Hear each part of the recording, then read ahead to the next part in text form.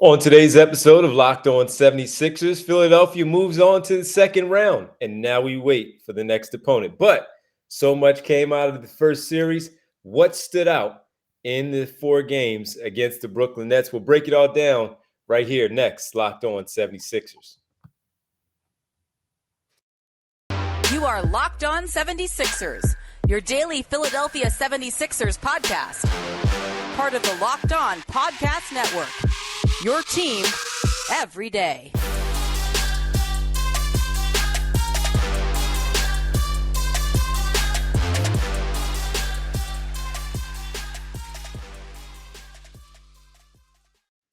Today's episode is brought to you by Prize Picks. First-time users can receive 100% instant deposit match up to $100 with the promo code Locked On. That's prizepicks.com, promo code Locked On. What's good, D? What's good, man? Second round. That's what's good. Start of a new week, getting ready for the second round. Sixers have some time off to rest and prepare for their next opponent. So I would assume that's pretty good. Only sweep so far through the postseason. Yeah, I'll tell you what, man. I bet you $300 they play Boston. I bet you $300. I won't take that bet. I won't take that bet. Not at all. Not at all. Well, listen, man. Everybody, welcome. You're Locked On 76ers. I'm Devon Givens from 97.5 The Fanatic Radio in Philadelphia, alongside my co-host and partner, as always, from theinquirer.com, Sixers beat writer Keith Pompey. We thank you for making Locked On 76ers your first listen every day. And remember, Locked On 76ers is free and available on all platforms, including right here on YouTube at Locked On 76ers. Well, a bunch to get to here as we now wait for the opponent. The Atlanta Hawks and the Boston Celtics will play a Game 5 on Tuesday, so we'll find out after Tuesday's game of who the Philadelphia 76ers will be facing off. Keith wants to bet $300. I'm not into that, so I think you understand where we both are. We both think that the Boston Celtics are going to advance to the next round and host the Sixers. So we'll get into that. We'll discuss that. We'll talk about maybe a little bit with that later on, some observations from the postseason. We'll talk about Tyrese Maxey, how important those final three games of scoring Maxey we saw heading into the next round. Also, just digging in on the bench and what we saw from the role players in the entire series against the Brooklyn Nets. But first, we have to begin with the story that Keith wrote on theinquirer.com. Did tremendous work as always. And one of the things that we discussed when the Sixers made all of their acquisitions in the offseason was, again, trying to get over the hump, a new iteration, but adding some toughness. And one guy in particular was PJ Tucker. Didn't make a lot of shots on Saturday. Felt like he missed I think he was 0 for 4. Felt like he was 0 for 400, the way that they just kept going, and it seemed like he was open and he was missing those shots against the Brooklyn Nets in the closing game. That said, I thought he had a pretty good series, and I'm sure Keith feels the same, how you guys feel. But this is what they brought him here for as we get ready for the next round, and we presume that it's going to be the Boston Celtics. And as he said to Keith, the time is now. Everyone has been waiting for the second round. We are finally here. We think it's going to be Boston. Keith, this is a big reason why they brought in PJ Tucker. Oh, no doubt. I mean, and it basically, he didn't run from that. I mean, he said to me at the end of the day, I'm just being real. So this is it. This is our season. This is what I'm here for. That's why I said that. And what he said is, after they beat the Brooklyn Nets, after they swept the Nets, he pulled his teammates together and said, the playoff starts now. And he said, like, everyone has been talking about us versus Boston in the second round, right? He says, we've been playing all year knowing that this is the end result knowing that this is what the end result is going to be to get to this point, knowing that everything is about this right here, talking about the second round, knowing that all season long, it was going to be either us in Boston or us in Milwaukee. So, you know what I mean? I like the fact that he's, talked about that. And like you said, some people may talk about his the shots that he missed. But I'm telling you, there was a couple times where you looked at Maxey hit a three and you saw like PJ just taking a guy out, like and being physical. Yeah, Yeah, freeing him up and things. And those are the things that he's going to have to do. Now, again, they got to play a little bit faster to go up against Boston. So we'll see if PJ can do that, can match that athleticism that they have. Now, they do slow the game up a little bit in the playoffs. So it may not be as bad as some people think. But at the same time, we're going up against a different caliber of athletes in total, talking about how deep they are. But I like the fact that PJ knows what he's here for, and he knows that this is when things start. So props to him. The thing that I really liked about what he said, Keith, is number one, he came right out and he came right at you, and he put himself on that. He put the bullseye on him. Now, he put it on his team overall because he mentioned what he mentioned about this is what everybody's been waiting for. Whether it was Boston or Milwaukee, you're going to have to go through one, if not both. And we know it's probably going to have to be both. Although that Miami-Milwaukee series is getting a little interesting with Giannis dealing with that back injury. But right now, we'll deal with what's in front of us and what he said.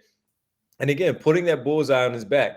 Sometimes, Keith, when you have a number of a player, when they get paid, we know for years Tobias Harris has carried that label of the 100 and whatever $70 million it was. That was his jersey number. It was not number 33. It was not number 12. It was 179 million on his back. And we can go back and forth over the years of whether he was worth it or not. But with PJ Tucker, I remember when you reported it first, and a lot of people were questioning it, and then they finally got it done. And what did it ultimately become? 37, close to $37 million. It's like 33 or something like that. Yeah, 33. Yeah, over the 3 years. And sometimes when you look at a number, Keith, the value is not what that number is. It's about what they do on the floor. That you look at it at the end of the day and say, you know what?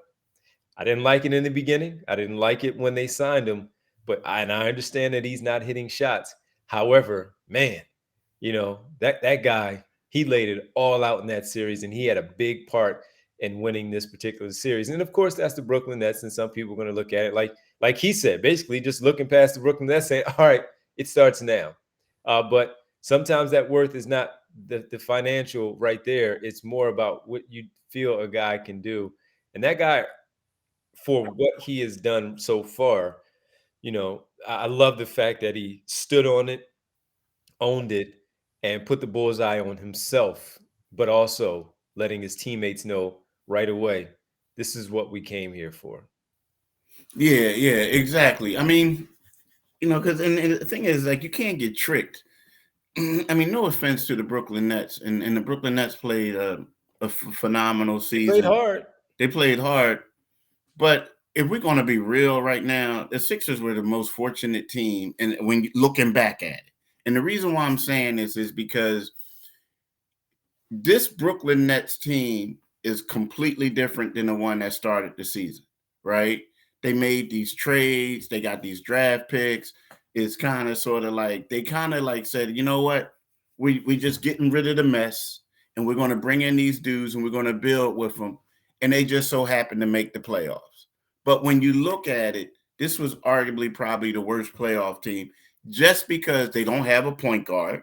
They don't. All they had was a young guy and Mikal Bridges. Nothing against the other dudes, but they got a young Mikal Bridges. They got a bunch of shooters, which is good. But they didn't have the ingredients that we found out that will enable them to beat an elite team. And it was just a bad matchup for the 70. The Sixers were a horrible matchup for them. So the Sixers were fortunate. But a lot of times when you go ahead and you sweep a team, you start getting a little overconfident. You start thinking how great we are, we're this and that. And I think it was smart of PJ too to pull them together and be like, look, y'all, it just starts now. Like, let them know, like, it's going to be a whole lot tougher. Now we're about to go in there and we got to face reality. Like everyone's saying, we've been 1-12 since 1986 in second round playoff games. 1-12, right? So they lost their last 5 playoff series to the Boston Celtics, 6 out of the last 7, right? So is one of those things. And we got to get real. We got to get focused. We got to do what we got to do.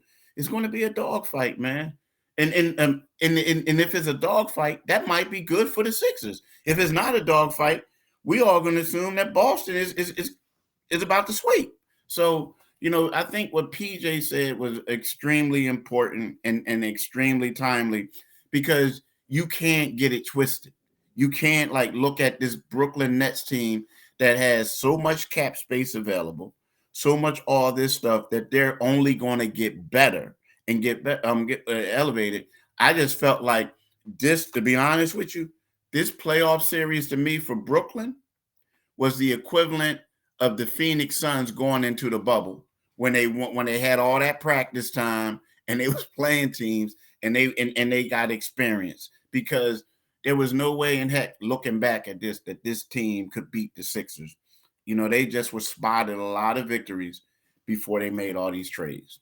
Well, if things are going to get tough and things are going to get rugged and make this series something, the guy that you want on your team, which is why Joel Embiid mentioned it after they lost to Miami last year in the second round, PJ Tucker. And that's going to be important coming up here for this series against Jason Tatum, Jaylen Brown, and the rest of those guards and wings that they have that they just continue to funnel through. Certainly, we will talk more about those players going forward once the series is officially set. But Keith, on the other side, we need to talk about those role guys, man, because they came up large in this series, and specifically a few. And this is where we talk about the depth of this basketball team, the way they put it together, not just with PJ Tucker, but the other guys. And we're really talking about a few new guys and a couple of carryovers. And we'll get to why the bench was so important in round one. It's going to also be important in round two. We'll get into those guys next, right here, Locked On 76ers. Let's talk about Prize Picks, right, D? You know how I am. I really like Prize Picks. I'm not really a gambling man, but it's something about Prize Picks that really intrigues me. And the thing is, a lot of these guys aren't playing, but when I used to do Prize Picks, I would always think about, hey, am I going to take Luka Doncic to score more than 26.5 points? What about LeBron James? Is he going to have more than 7.5 rebounds? KD, is he going to have less than 6.5 assists? And Steph Curry, is he going to have more than 3.5 3-pointers, right? So, how does it work? With Prize Picks, you take 2 to 6 players, and if they will go score more or less than the Prize Picks projections, you can win up to 25 times your money on any entry. There's no competing against other people. It's just you and the projections available. Prize Picks offers projections on any sport that you watch. That includes the NBA, NFL, MLB, NHL, PGA golf, college football, everything. Anything you want. If you want to do one college women's basketball, do it. You got it all. Download the Prize Picks app or go to prizepick.com to sign up and play daily fantasy sports. First-time users can receive 100% instant deposit matchup to $100 with the promo code Locked On. If you deposit $100, Prize Picks will give you $100. If you deposit $50, Prize Pick will give you $50. Don't forget to enter the promo code Locked On to sign up for an instant deposit matchup for $100. Do it today, people. Definitely do it today. And then, you know what else you can do? First of all, you can do the Nissan Player of the Week. Now, this is my Player of the Week. I'm going to give it to Tobias Harris, D. You know what I mean? Before, it was one of those things where, we were talking about PJ Tucker, right? We talked about Joel Embiid. We talked about Tyrese Maxey. But Tobias, I'm giving it to him because he's been the most consistent player of the week. So that's why he is the Nissan Aria Player of the Week. Just like the Nissan Aria, right? Tobias Harris is brilliantly fierce. He's fiercely elegant, right? He's stunningly powerful, elegantly powerful, and he can do it all. So what I'm saying is Tobias Harris is the Nissan Aria Player of the Week. And what you need to do, y'all, is, you could go and get the 2021 Aria, right? Just go to nissanusa.com. You can check it out. You could go to a Nissan dealership and see whatever it is. It's all new, all-electric 2023 Nissan Ariya. Do it today, people. Definitely do it today. Yes, indeed. Tobias Harris has been tremendous. They're going to need him to do so going forward. And we want to make sure that we thank you for making Locked On 76ers your first listen every day, as we do talk about Tobias Harris and the rest of his team every day or tomorrow on the show. We'll start to look ahead a little bit more and talk about some of the other things with the Boston Celtics, even though they only play on Tuesday night. I think we have a pretty good sense of where it's going, and we'll also dive around the rest of the NBA with what's going on in the association. But Keith, one thing that we also need to continue on as we talk about PJ Tucker as the role guy that he is, but very important as we know as a starter, the other guys. Paul Reed stepping in for Joel Embiid, who missed game 4 with the right knee sprain. DeAnthony Melton, two-way player, more known for his defense, some offense, was very streaky in the first half, came up large in the fourth quarter with 15 points, all of his points in that game on Saturday. Jalen McDaniels didn't necessarily translate in terms of the points, but his activity, his length, all of the above there on the floor, and even George Niang, where he wasn't knocking down his three-pointer, Keith, but what he did do was when the Sixers were struggling a little bit early, he jumped in there, man, and got a couple of buckets there inside, a couple of floaters over the longer defenders of the Brooklyn Nets. And for the most part in the entire series against the Brooklyn Nets, Keith, with the exception of one game, I believe it was game 2, they were pretty good as a unit coming off the bench. And of course, a spot start for Paul Reed, where he was tremendous in the second half, specifically against Boston in game 4. They really showed up in this series against the Brooklyn Nets. They did. And it's weird for me because, you can look at it two ways. I mean, you can look at it like, all right, you guys like really did what you were supposed to do and you played well. And, there's been some question marks about all of them. Like George, can you keep him on the floor? DeAnthony Melton, he has a reputation of struggling in the postseason, right? Jalen McDaniels, what's it going to be like for him? Like, is the lights going to get too big? Is it like, can he deal with the moment? So you look at that and you have to commend them for that. You do. You have to commend them because you play the games and you go out there in situations and it's a make or miss league. And they made the shots. They did what they had to do. But then also, you also realize that, that the intensity level is going to get heightened in the next round, regardless of who they play. Like if they play the Atlanta Hawks, I get it. People saying they're not the Boston Celtics. They won't, but it's still the second round of playoffs. Correct. Where the stakes get higher. And you lost to them 2 years ago. You lost them 2 years ago when that was supposed to be a layup. You know what I mean? So heck, they lost the first game. Like thinking back. So when you look at that, you say to yourself, like, yes, this was good. They did what they were supposed to do. But now we got to judge them based off what they did the next round. But again, it's one of those things where you have to commend them for what they did because they played and they played well. But at the end of the day, if they struggle next round, if if DeAnthony Melton struggles next round, people are going to say, oh, okay, he only had a good series because the Brooklyn Nets were undermanned, or the Brooklyn Nets, like, they weren't the same squad that they were before. And the same thing for DeAnthony Melton and the same thing for George Niang. So if I'm those three guys, as good as I played, I'm extra motivated. I still have a chip on my shoulder. I can't be relaxed right now. I have to have that chip on my shoulder, knowing that Boston is going to try to attack me. They're going to try to exploit me, this and that, because people forget, or maybe they don't. That shot that they had to win the game when Boston won, the one time they came here was against DeAnthony. When they switched Tobias off. When they switched Tobias off of him. I still don't understand that play. But only thing, just to go on that real fast, the only thing that I think was his speed, using Melton's speed to keep up with Tatum, because he only needed 2 points. You didn't even need the three-pointer, but just the speed. But I still think it was the wrong move. I would have kept Tobias on him regardless. Yeah, because we're talking six. What is Jason Tatum 6'10" now? Like I know he listed 6'8", but he looked like he about to be a little taller than that, right? So going up against 6'3", I mean, and we're talking about a dude who can shoot.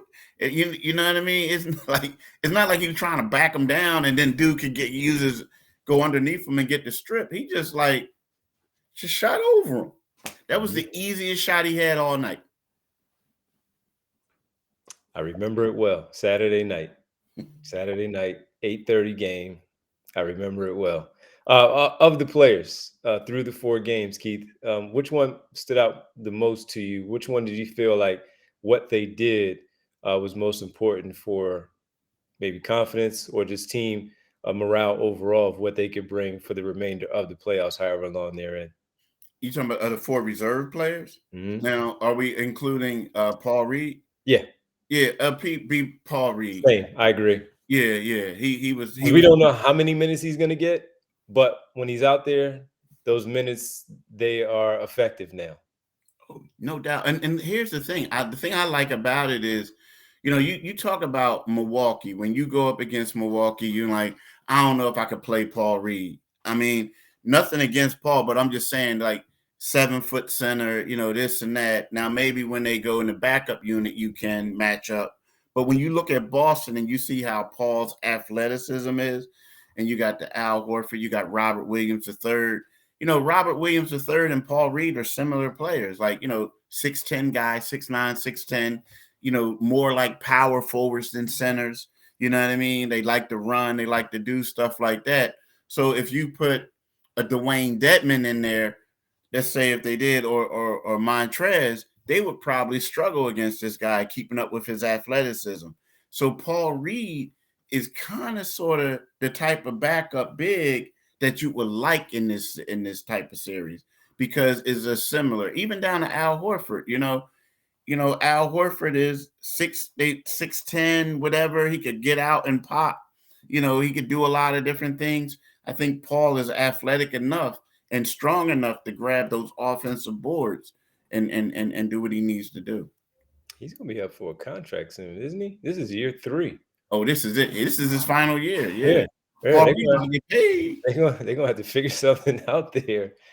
I mean, it may not be a lot, but they're gonna have to figure something out to make sure that they keep him around. Yeah, they got problems right about now and don't decide who should stay and who should go. Yeah, because of the starters, everybody's locked in. Even though Tobias is on the final year, everybody's locked in. James can opt out. So he's that maxi extension eligible.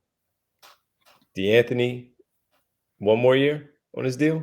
Yeah, he got 1 more year. He's got 1 more. Jalen is this his final year of his deal. okay. I didn't know if he was restricted. I don't know if he's restricted. I really have to look at it. Might be. Yeah, we gotta look at it. George Niang, this is his final year. George is free. Yeah. Shake, I don't think he's coming back. Maybe not. Yeah, Shake. Yeah. House has 2 years, so he's good. House has a year, yeah. Whatchamacallit has Montrez, I believe, has a player option. They gave him a 2-year deal? Well, it's hold up. I'm getting wrong.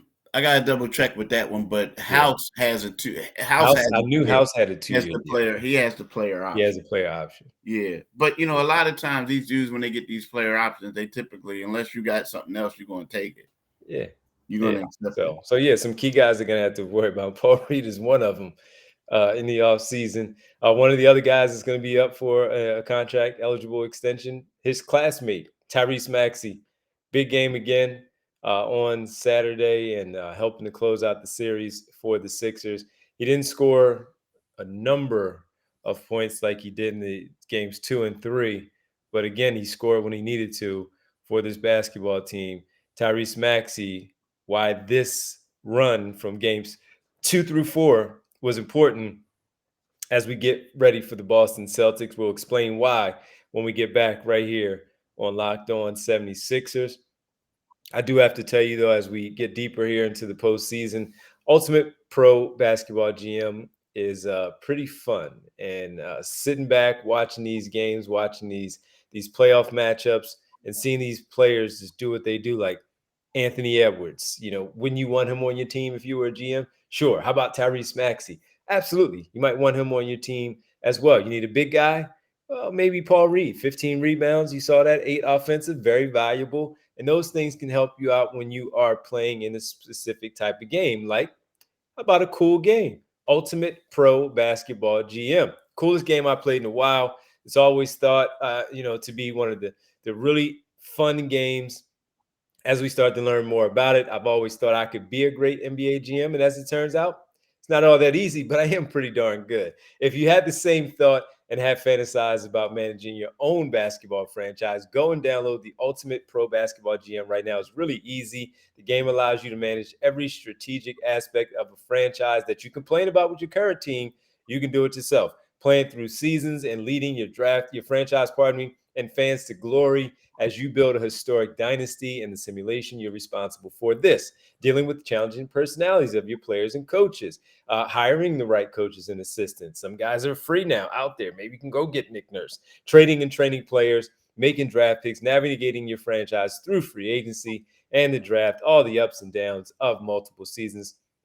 It's really fun. All this in a challenging and realistic game world. Ultimate Pro Basketball GM is completely free and playable offline. Play on the go as you want and when you want to. So if you're at the barbershop and you're sitting there waiting to get your hair cut, bang, just go ahead and start messing around with your Ultimate Pro Basketball GM.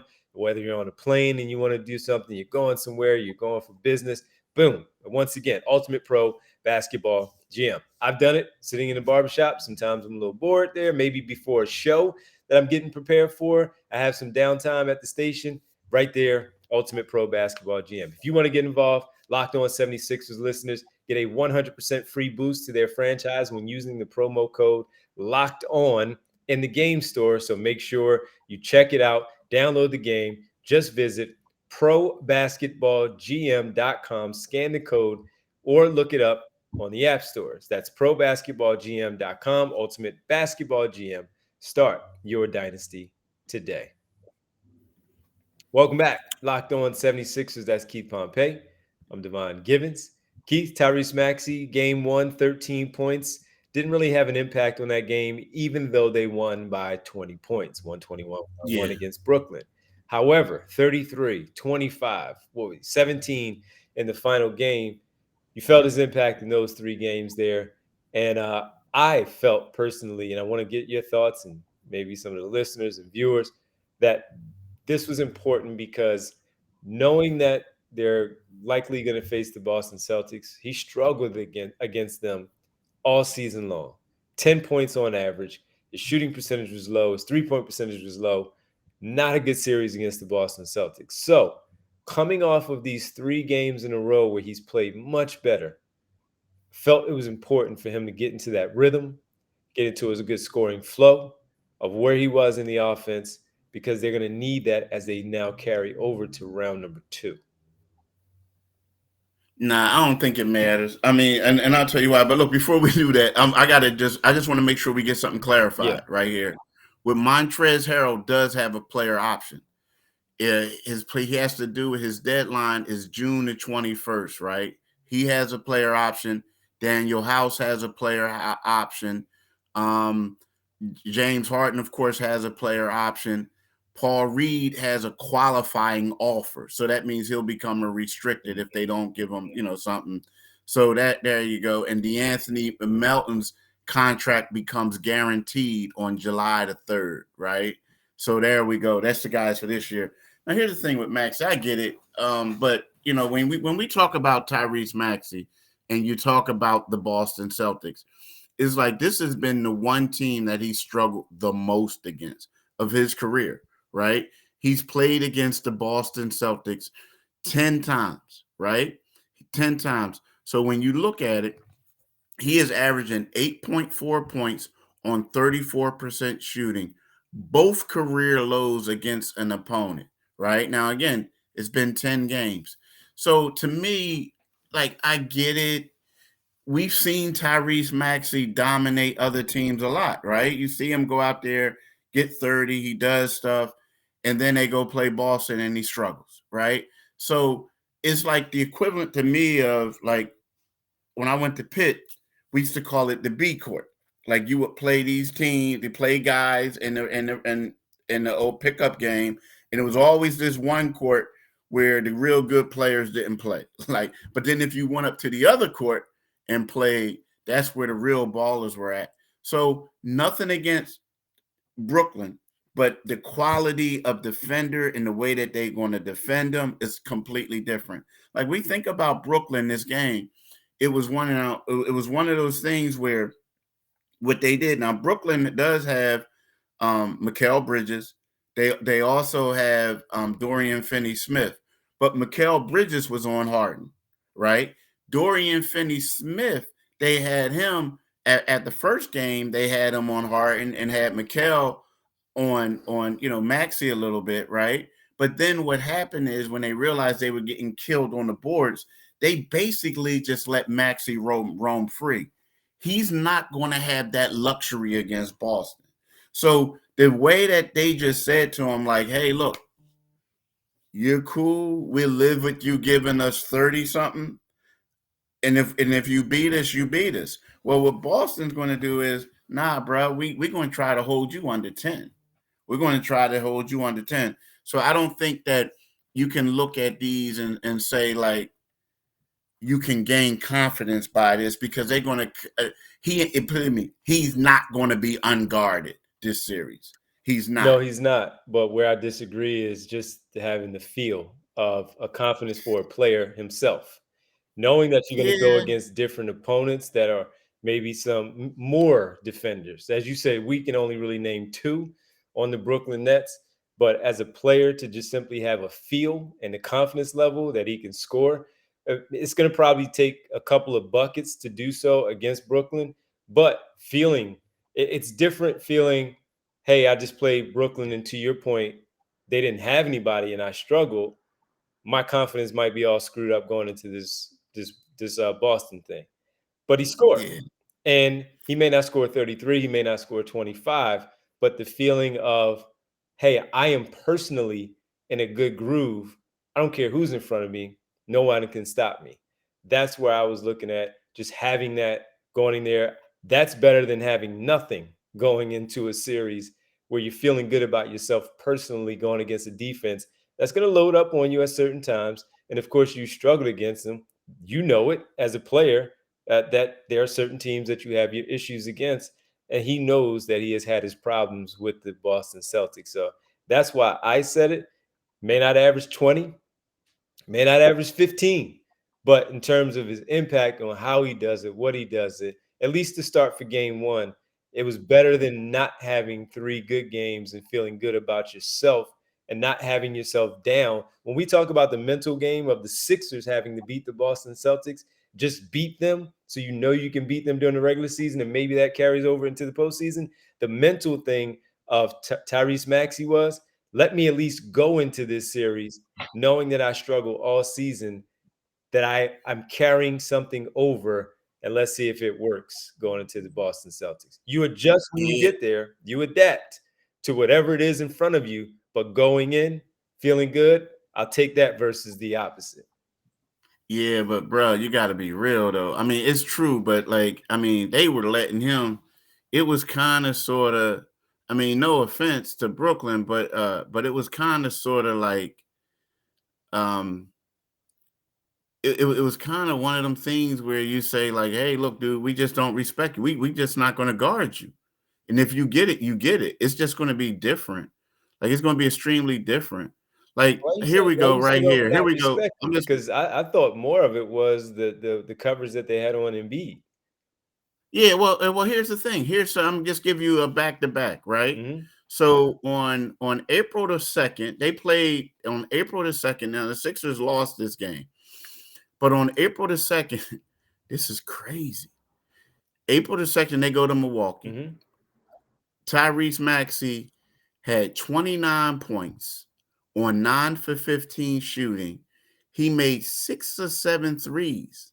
6 of 7 threes, shot 85% from free, and had 29 points, right?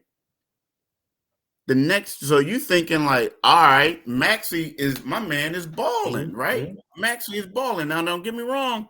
Now that stretch, that concluded a stretch of where he had the first one, he had 31 points, 22 points, 21, 21, 37, 29, 22, 13, 29. So you're saying to yourself, like, yo, my man is balling. He gonna go out there and he gonna do his thing against Boston. I know he gonna do his thing against Boston. Boston 2 nights later, after scoring 29, 2 of 8 shooting, 1 for 4 on threes, right? He had 4 turnovers, right? And he only had 5 points. Now, he played 39 minutes, and this came after after he averaged in the previous 9 games, he averaged 25 points on 52.2% shooting from 3.